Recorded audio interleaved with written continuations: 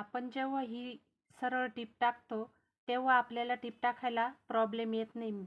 मी तुम्हाला दाखवते. जेव्हा इथे हा कर्व शेप येतो तेव्हा टीप टाकायला अडचण येते, तर तेव्हा टीप कशी कमी जास्त करून कशी टीप मारायची ती मी दाखवते.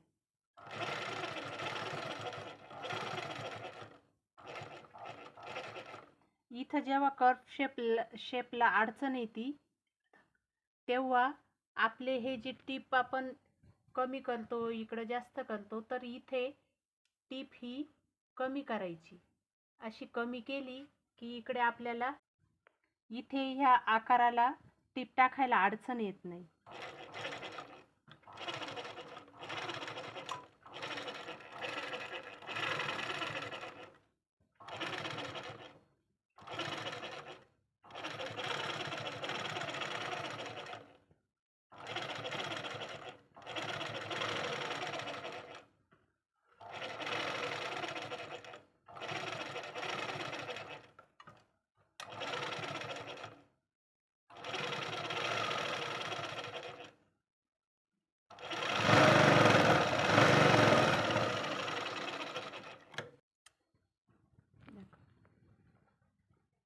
तुम्ही बघितलं मी कशी टीप कमी करून असा आकार दिलाय टीपला.